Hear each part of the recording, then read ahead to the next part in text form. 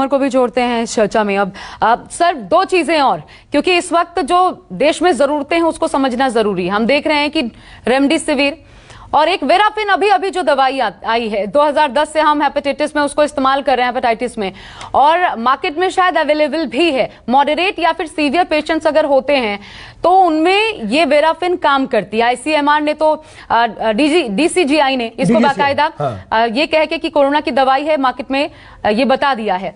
तो क्या ये दवाई खुद लेकर अगर मॉडरेट, हल्के सिम्टम से ज्यादा मॉडरेट है या गंभीर है, खाई जा सकती है, दवाई ली जा सकती है, इससे फायदा होगा? देखिए, जो वेराफिन है, वेराफिन एक इंटरफेरॉन है ड्रग। पहले भी वायरल इन्फेक्शंस के लिए यूज किया जाता रहा है, जैसे कि आपने बताया वायरल हेपेटाइटिस के लिए, बाकी और वायरल इन्फेक्शंस के लिए भी यूज की गई है। अभी इसे डीजीसीआई ने जो अप्रूवल दिया है वो इमरजेंसी यूज ड्रग का ही अप्रूवल दिया है, इमरजेंसी यूज का ही अप्रूवल दिया है। अभी इसकी एफिकेसी कितनी होगी, हालांकि इसके जैसा कि 91%। थर्ड फेज ट्रायल हो गया है और थर्ड फेज ट्रायल में शो किया गया है कि इसका जो रिकवरी है वो फास्टर है, ऑक्सीजन की जो रिक्वायरमेंट है वो भी कम हो जाती है, कॉम्प्लिकेशन रेट भी कम है, और विद इन 7 डेज पेशेंट जो आरटीपीसीआर जो पॉजिटिव है वो नेगेटिव भी हो जाता है, ऐसा शो किया गया है। लेकिन अभी तक इन प्रैक्टिस इसकी अवेलेबिलिटी कैसे है, इसकी कॉस्टिंग क्या है, ये हॉस्पिटल्स के लिए में अवेलेबल है, ऐसा अभी हमें ज्ञात नहीं हुआ। हमें सिर्फ इतना ही मालूम हुआ है कि डीजीसीआई ने अप्रूवल इसको दे दिया है, और अप्रूवल देने के बाद इसका यूज अभी मुझे नहीं लगता अभी इसका यूज शुरू हो पाया है। तो वेराफिन तो सब मार्केट में है, तो ये इस्तेमाल में तो होगी, अवेलेबल रहती है। हाँ, मार्केट में अवेलेबल है, लेकिन इसका जो यूज है वो मार्केट से डायरेक्टली यूज नहीं किया जा सकता, हॉस्पिटल सेटअप में ही यूज होगी ये। ये इसकी इंस्ट्रक्शंस ऐसी हैं। ये वैसे अगर देखें जिस तरह से इसका स्टडीज शो की गई है कि ये सिंगल डोज है, सबकुटेनियस डोज इंजेक्शन है। सो अगर subcutaneous dose single dose injection है तो ये इंजेक्शन रेमडेसिविर, ये भी एंटीवायरल ड्रग है, वायरस की रेप्लिकेशन को रोकेगा, और रेमडेसिविर की डोज तो आईवी चलती है और 5-6 दिन तक चलता है। सो नेचुरली प्रैक्टिकल रूप से देखें तो ये it is much more beneficial. लेकिन यानी कि डॉक्टर तोमर, आप ये कह रहे हैं कि अगर वेराफिन की जरूरत आपको लग भी रही है, अगर आप तमाम रिकमेंडेशंस को मान भी रहे हैं, तो उन रिकमेंडेशंस के साथ खुद कम से कम वेराफिन को लेने की कोशिश ना करें, मेडिकल सुपरविजन में ही इसका इस्तेमाल किया जाए, आप ये कहना चाह रहे हैं शायद? बिल्कुल ऐसा ही है कि डीजीसीआई ने भी अप्रूवल जो दिया वो ऐसे ही है कि वो खुद नहीं ले सकते हैं, हॉस्पिटल सेटअप में ही यूज की जाएगी ये मेडिसिन। ये सबकुटेनियस इंजेक्शन सिंगल डोज होगा, लेकिन हॉस्पिटल सेटअप में ही इंजेक्शन लगेगा। ये लेकिन हमने तो ये देखा है डॉक्टर राय, आपको भी शामिल करना चाहूंगी, रेमडेसिविर को लेकर जैसे ही लोगों को पता चला कि ये, लोगों को लगा ये संजीवनी बूटी है, कोई मैजिकल बुलेट है, और इसकी कालाबाजारी शुरू हो गई। अब अगर एक आम आदमी जो घर में इस वक्त देख रहा है कि डीजीसीआई ने इसको मंजूरी दी है, उसको तो ये लगेगा कि वेराफिन ऐसी एक ऑप्शन है, मॉडरेट अगर मैं हूं या फिर थोड़ा सा और बढ़ रहा है कोरोना का प्रकोप, तो मैं जाऊं वेराफिन लूं और उसको इस्तेमाल करूं। जब 6 दिनों 7 दिनों के भीतर कोरोना नेगेटिव आ जाता है इंसान, तो फिर इसे आजमाने में क्या दिक्कत है? ठीक, और मैं 2-3 बार पहले भी टीवी से कह चुका हूं कि जो कोरोना की हमारी मेडिसिन है, चाहे रेमडेसिविर है, चाहे वेराफिन है, या कोई और दवाई है, कृपया करके सरकार से निवेदन है कि वो सिर्फ कोरोना एंड डेजिग्नेटेड हॉस्पिटल को सप्लाई करे, काउंटर पे सप्लाई करे ना। अगर वे काउंटर पे दवाई नहीं मिलेगी, कोई आदमी उसको स्टोर करने की कोशिश भी नहीं करेगा और वो आदमी को रख देगी। देखिए एक नहीं, लेकिन डॉक्टर राय, इसका क्या किया जाए? हमने तो ऐसे भी केसेस देखे कि जब डॉक्टर्स यूज रेमडेसिविर की जो रिफिल्स होती हैं उनमें पानी भर दे रहे हैं, उन्हें गिरफ्तार किया गया। नर्सेस जो है रेमडेसिविर ना लगा करके दूसरी दवाई लगा दे रही हैं और उसे किसी अपने जानने वाले को भेज दे रहे हैं। देखिए ऐसे इससे तो हम शायद कहीं से भी नहीं बच सकते। सजा दी जाए। देखिए, मैं इंडियन मेडिकल एसोसिएशन की तरफ से भी हम कह चुके हैं कि कोई डॉक्टर अगर इस प्रकार की प्रैक्टिस करता है उसको सख्त से सख्त सजा दी जाए, कभी भी उसको हम रेस्क्यू को नहीं आएंगे। ये एक आदमी, मैं कहूंगा एक आदमी एक तरह का मर्डर कर रहा है, अगर वो उसके अंदर दवाई के अंदर पानी डाल रहा है और उसको एडल्ट्रेटेड करके बेच रहा है, जब या उसकी होर्डिंग कर रहा है, ये सबसे बड़ा गुनाह है इस वक्त, जब देश महामारी से पीड़ित है। और अगर कुछ लोग इस प्रकार का सर, इस तरह के 2 मामले सामने आए हैं, माफ मत कीजिए, कभी माफ मत कीजिए। लेकिन सर वेराफिन, फिर उसी मुद्दे पर मैं वापस आपको लाना चाहती हूं, क्योंकि एक आम दर्शक के मन में सवाल है कि अगर ये दवाई है तो इसका इस्तेमाल करने में गुरेज किस बात का है? अगर डायरेक्टर जनरल ऑफ इंडिया ये कह रहे हैं कि ये कोरोना की दवाई है, इस तरीके से मार्केट मैं एक चीज और बीच में कहना चाहूंगा कि रेमडेसिविर के बारे में एक तरह का भ्रामक स्थिति बना दी गई है। पहले सबसे पहले आईसीएमआर वगैरह ने बोला कि ये इफेक्टिव है, आज हमारे डॉक्टर गुलेरिया आके कहते हैं कि रामबाण नहीं है, इसका कोई असर नहीं है। सिर्फ अगर इसका असर है तो हॉस्पिटलाइजेशन का टाइम कम कर देती है। तो इस प्रकार की दवाई को आपने प्रमोट क्यों किया?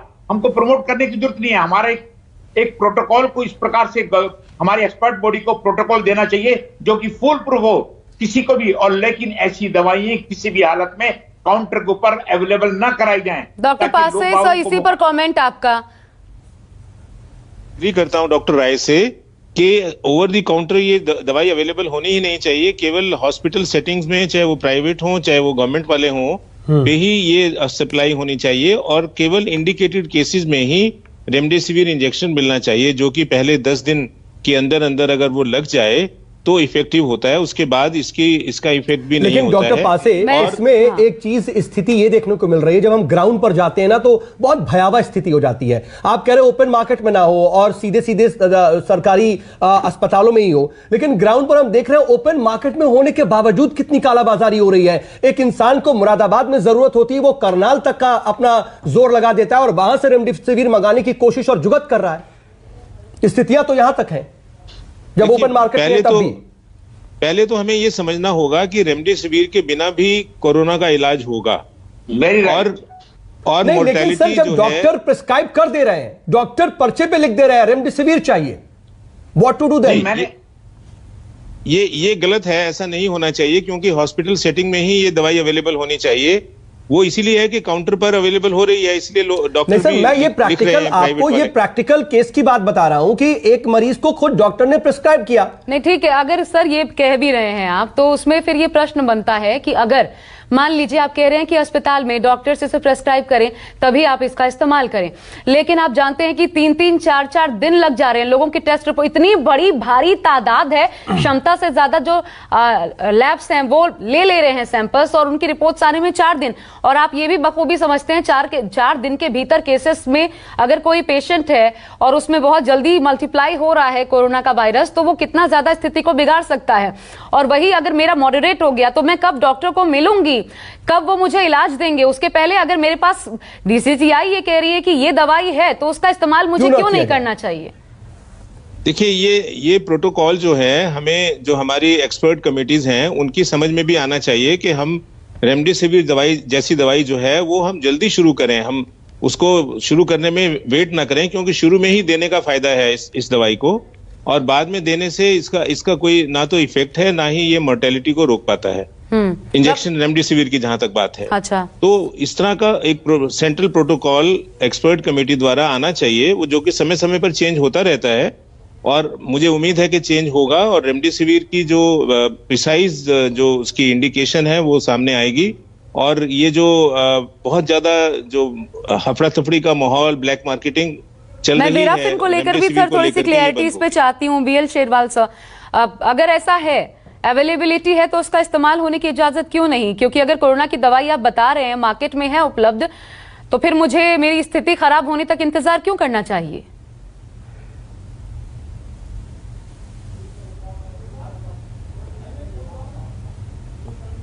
जी डॉक्टर, ठीक है डॉक्टर शेरवाल, शायद आप तक आवाज नहीं पहुंच पा रही, लेकिन डॉक्टर तोमर सेम यही सवाल आपसे इस पर कमेंट चाहूंगा वेराफिन को लेकर। वेराफिन की जो स्टडी है, बहुत ज्यादा स्टडी नहीं है, कुछ एक स्टडीज ही हैं, उस पर शायद जिस तरीके से स्टडीज कोट की गई हैं, लेकिन हम किसी भी मेडिसिन को शुरू करने से पहले बहुत सारे और भी मापदंड लिए जाते हैं, जो कि जैसे रेमडेसिविर के बारे में बात करें तो रेमडेसिविर भी ये कोई परमानेंट सोल्यूशन नहीं है इसके लिए, और टाइमली यूज होना चाहिए। जब वायरस लोड है, रेप्लिकेटिंग है, वायरल लोड बढ़ रहा है, उसी स्टेज में यूज किया जाना चाहिए। फिर भी ये कहते हैं कि इसका कोई बहुत ऐसा डेफिनेटिव रोल नहीं है। सेम डे जो वेराफिन मेडिसिन आई है, इसका स्टडी ये कह रहा है, बट डीजीसीआई ने इसको इमरजेंसी यूज अप्रूवल ही दिया है, इमरजेंसी यूज, और इसे यूज करने के बाद ही मालूम हो पाएगा कि ये कितना इफेक्टिव है। अभी तक कोई भी ड्रग, आप कोई सी भी ड्रग ले लीजिए एक्सेप्ट स्टेरॉइड, कोई भी ड्रग इतना इफेक्टिव नहीं है, चाहे वो रेमडेसिविर और चाहे टोक्लिमाजोब है, कोई भी मेडिसिन ऐसी इफेक्टिव नहीं है। वेराफिन का तो 91% एफिकेसी बताया गया इन 3 ट्रायल्स के बाद। ग्राफिन अगर कोई भी मेडिसिन अगर 91% एफिकेसी के साथ आ जाएगी तो आप समझ लीजिए कि हमने जो इस कोरोना वायरस पे विजय पा ली है। यानी कि आप ये जो कह रहे हैं कि ये दावा जो किया जा रहा है 91% एक्यूरेसी का, वो सही नहीं है शायद? बिल्कुल सही नहीं है। अगर 91% एफिकेसी किसी भी मेडिसिन का हो जाएगा इस कोरोना इन्फेक्शन में तो आपने विजय पा ली है। विजय पा लिया आप तो सीधे जैसे इन्फेक्शन होता है तो आप ये इसका मतलब है कि ये इसके बराबर है कि ये कोरोना की ही दवा है। ये कोरोना की ही दवा है, बाकी और वायरल इन्फेक्शंस में भी यूज हो जाती है। पर आप एक बात समझने की, जितनी भी एंटीवायरल मेडिसिन हैं they are with side effects, उनके साइड इफेक्ट्स भी हैं, तो बहुत ही सोच समझकर इस्तेमाल किया जाता है। लेकिन इससे बचा कैसे जा सकता है? डॉक्टर डियर राय सर, मैं आपको इंक्लूड करना चाहती हूँ। ये जो स्थितियां जिनका हम सामना कर रहे हैं कि जो अति महत्वपूर्ण दवाइयां हैं वो नहीं मिल पा रही, रेमडेसिविर जैसे इसकी जबरदस्त रूप से कालाबाजारी, 1 लाख में 2-2 इंजेक्शन लोग खरीद रहे हैं, ये आज के डेट में हालात है, शायद इससे भी ज्यादा। इससे बचा कैसे जा सकता है? क्या ये शुरुआती दौर में ही डॉक्टर्स की तरफ से या ICMR DGCI हो गया, जिस तरीके से जो रेगुलेशन होता है, प्रक्रिया होती है, उसी में गड़बड़ी नहीं हुई कि ये इतना लोगों तक पहुंच गया कि यही बस एकमात्र संजीवनी बूटी है और कालाबाजारी शुरू हो गई? इस प्रक्रिया पर ध्यान देने की जरूरत नहीं है? बहुत ज्यादा ध्यान देने की जरूरत है। इसके अंदर मैं डॉक्टर समाज से आपके माध्यम से कहूंगा कि ICMR को, टास्क फोर्स को, इन एक्सपर्ट लोगों को बैठ के टीवी के ऊपर 1 नहीं 10 प्रोग्राम बताना चाहिए। डॉक्टर को भी कहना चाहिए रेमडेसिविर का अगर इफेक्ट है तो कितने लेवल तक है, कब यूज करना है, रेमडेसिविर के पीछे ना भागे। बार बार डॉक्टर गुलेरिया ने आकर कहा है कि ये कोई रामबाण बुलेट नहीं है कि आपने रेमडेसिविर दे दिया और आपका ठीक हो जाएगा। ये इस प्रकार की दवाइयां पहले ICMR ने हमको प्रोटोकॉल में दे दी, उसके बाद विड्रॉ की तो उसको ढंग से विड्रॉ नहीं की गई। अब देखिए जब ये कोरोना इस देश के अंदर आया तो हमारे पास कोई इसका कारगर इलाज आज भी नहीं है और उस दिन भी नहीं था। ठीक है doctor Rai, hit and trial चल रही है, हिट एंड ट्रायल चल रही है। बिल्कुल, इस वक्त बड़ी भ्रामक स्थिति है, बड़ी भ्रामक स्थिति है। मैं रिक्वेस्ट करता हूं ICMR को, टास्क फोर्स को, नीति आयोग वालों को, एक्सपर्ट ग्रुप को, गुलेरिया साहब को कहता हूं कि इसके बारे में भ्रामक स्थिति को आके क्लियर करें ताकि डॉक्टरों को भी समझ में आ जाए कि किस दवाई की कितनी इंपॉर्टेंस है। बिल्कुल, और इस दवाई को कृपा करके काउंटर पे मत दें। ठीक है, थोड़ी सी पैनिक सिचुएशन को नॉर्मल करने की जरूरत है और शायद इसी तरह से होगा। लेकिन डॉक्टर शेरवाल, मैं आपके पास आना चाह रहा हूं और एक और स्थिति के बारे में बात करना बहुत जरूरी है आज के वक्त में और बहुत प्रैक्टिकल भी है, क्योंकि देखिए आप लोग ही लगातार ये सजेस्ट कर रहे हैं कि हर सर्दी खांसी जुकाम जो है वो कोरोना नहीं है, आप हॉस्पिटल में रश मत कीजिए, आप ऑक्सीजन स्टोर मत कीजिए। तो अगर किसी को माइल्ड सिम्टम है और बाय चांस उसको पॉजिटिव भी आ जा रही है उसकी रिपोर्ट और वो घर पर आइसोलेट होकर के अपना इलाज कराना चाहता है, तो उसे क्या करना चाहिए इस नए वेरिएंट के इलाज के लिए? देखिए, जो लास्ट ईयर हम ये जरूर कहते थे कि जरूरी नहीं है कि आपको कोरोना हो, लेकिन आज की डेट में ऐसा नहीं है। आज की डेट में हम ये कह रहे हैं कि इसको सबसे पहले डिफरेंशियल डायग्नोसिस में रखिए। आज की डेट में अगर इस जो कोविड के सिम्टम हो या मिलते जुलते सिम्टम हो या इवन कुछ और सिम्टम जैसे डायरिया और बॉडी एक कुछ भी हो, तो हमें पहला यही सोचना है कि कोविड है और उसके लिए आपको जांच करानी चाहिए जहां पर भी हो सकता है और तुरंत अपने आप को आइसोलेट करें ताकि वो दूसरे लोगों को जो है संक्रमण ना हो। और उसके बाद आपका ऑक्सीजन सैचुरेशन देखें, पल्स रेट देखते रहें और अपना जो है रेस्पिरेशन रेट देखें, टेम्परेचर देखते रहें। तो ये चीजें बड़ी आसानी से घर पे हो सकती हैं। खान पीन जो है वो प्रॉपर करें और पानी जो है नहीं, लेकिन सर मैं इससे आगे का समझना चाह रहा था कि पिछली बार तो हम ये कहते थे कि हमको कुछ इम्यून बूस्ट करने की चीजें खानी है, काढ़ा पीना, ये तमाम चीजें हम कहते थे, लेकिन इस बार इनके साथ साथ कुछ और एक्स्ट्रा प्रिकॉशंस क्या लेनी होंगी हमें और साथ में कुछ क्या मेडिसिन भी प्रेस्क्राइब करेंगे आप लोग जो घर पे चाहते हैं लोग अपना इलाज कराना? बिल्कुल, देखिए कुछ चीजें तो ऐसी हैं जो वैसे भी आमतौर पे लोगों को खा लेनी चाहिए, जो आज की डेट में इम्यून बूस्टर का काम करती है। जैसे जिंक है, आप लीजिए, विटामिन सी आप लीजिए, तो क्योंकि ये बहुत जरूरी है सभी लोगों के लिए कि आज की डेट में विटामिन सी और जिंक बहुत बहुत जरूरी है, सब लोगों को खाना चाहिए। और अगर वो डाइट भी आप अपने फ्रूट देखिए, सिट्रस फ्रूट जितने हैं जैसे आंवला है या संतरा है, अगर आप ये लीजिए, कीवी आती है आजकल जो है या कि और सिट्रस वो लीजिए। तो किसी भी मेडिकल स्टोर से जिंक या विटामिन सी की टैबलेट्स लेकर के खाई जा सकती हैं, मल्टीविटामिन जो टैबलेट्स है वो ली जा सकती हैं। हाँ जी, हाँ जी। शुरू से ही हम सब करते भी आ रहे हैं और अभी भी लोगों की दिनचर्या में अब तो लोगों ने शामिल कर लिया है कि ये करना ही है। लेकिन एक अलग मुद्दा भी है जो बहुत सुर्खियों में, जिसकी वजह से सबसे ज्यादा डॉक्टर एल तोमर लोगों की जान जा रही है, वो है ऑक्सीजन की कमी का। अब 550 प्लांट्स को इजाजत दी गई है, लेकिन बड़ा सवाल सर ये कितने दिनों में, कितना दिनों का ये पूरा प्लान है, कब तक ये एग्जीक्यूट हो पाएगा, इसका फायदा कब तक मिल पाएगा? और सर दिल्ली जैसे हालात की अगर चर्चा करें, आज तक यहां पर एम्स है, दुनिया के टॉप डॉक्टर्स यहां पर मौजूद रहते हैं, क्यों एक भी ऑक्सीजन प्लांट की जरूरत महसूस नहीं की गई थी पिछले साल कोरोना के आने तक?